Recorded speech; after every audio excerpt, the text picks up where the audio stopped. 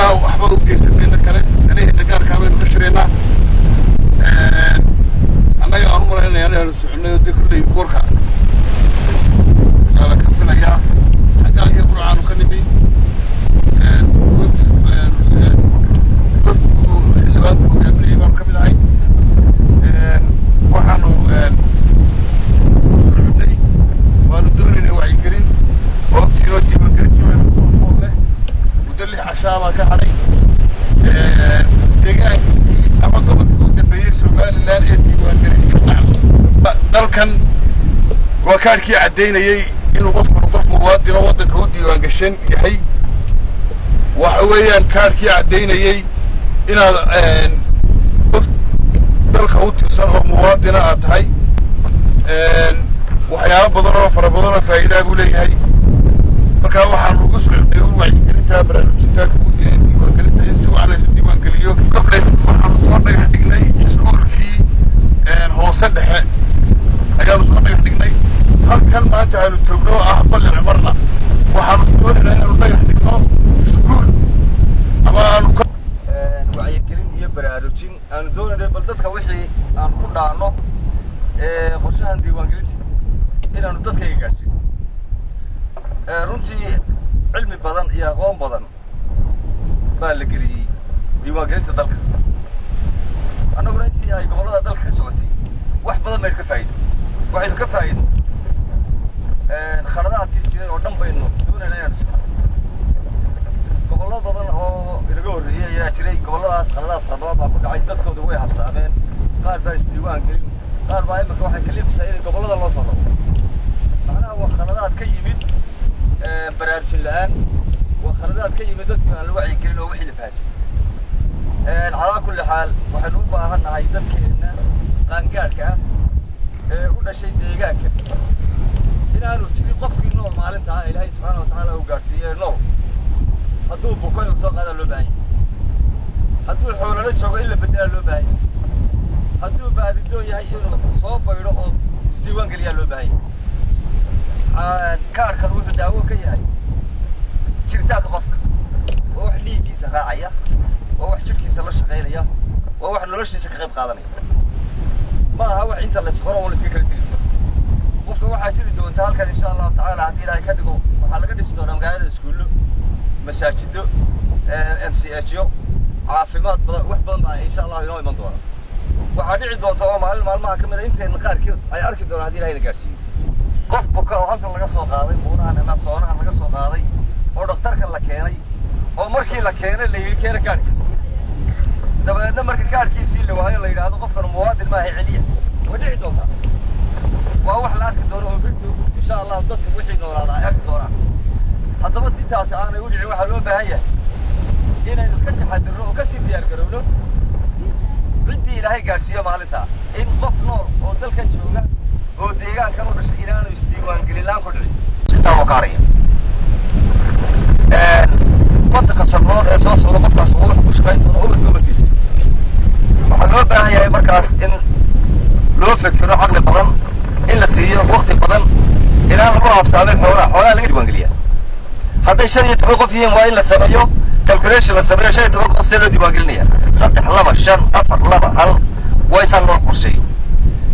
toddobada maalmood diiwaangelinta soconaysaa qofkii toddobada maalmood ka habsaamaa waa qof aakhira jooga oo kale qof inaga dhintay buu noqonaya waayo qofka haddii la yidhaahdo xuquuq ma laha haddii la yidhahdo dhaktar la dhigi maayo haddii la yidhahdo gaari laga kirayn maayo haddii la yidhahdo albeer ka seexan maayo haddii la yidhahdo inankiisa waxbarasho la geyn maayo dawaayaan darro waa wax aad iyo aad nasiib darro runtii waa waxaan hadalkayga kaga baxaya oo kusoo ururinaya dadka deeganaaga waxaanu ka doonaynaa in calaa qoys lisu diiwaangeliyo in calaa shaksi lisu diiwaangeliyo in calaa jifi lisu diiwaangeliyo in calaa qabiil lisu diiwaangeliyo إنه عندنا والله يا الواحد يجي كسر ويننا كعبة فربنا نبكي هو يجي كسر ويننا هالكر وطلع عمر ويصور كرنا وحوي سنا شيكتين حويه يدبع لك كده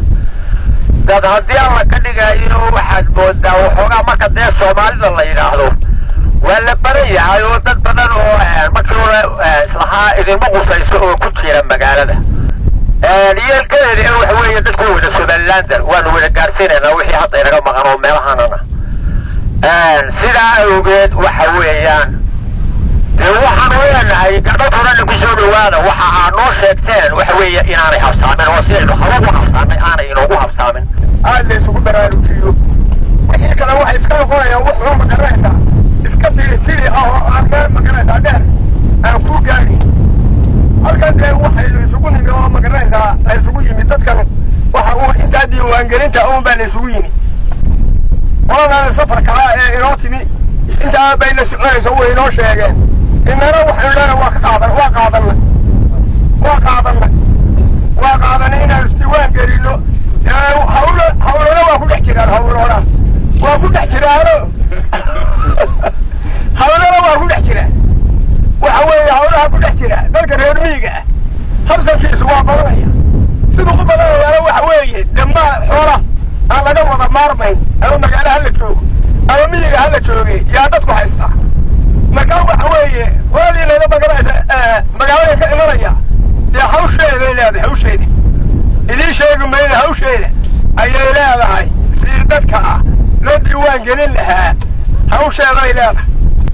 mujtamaca sharafta leh ee halkan isku soo baxay mudane iyo marwada salaata islaamka ayaa idinku salaamaya assalaamu calaykum waraxmatullaahi wabarakaatu bacda salaan annagu waxaanu soconay diiwaangelinta inaanu dadkii ka soo wacyi kolley qolyo hore waa idin yimaadeen oo dad badan baa kolley dee soo marmaray laakiin annagu maanta aanu soo marray waanu dhowr magaalaanu soo marray ilaa 16 magaalada waxaan doonayaa 36 saacadood soo socda inaanu soo marray aanu betela jiraan ilaa ceelal ugu shishayn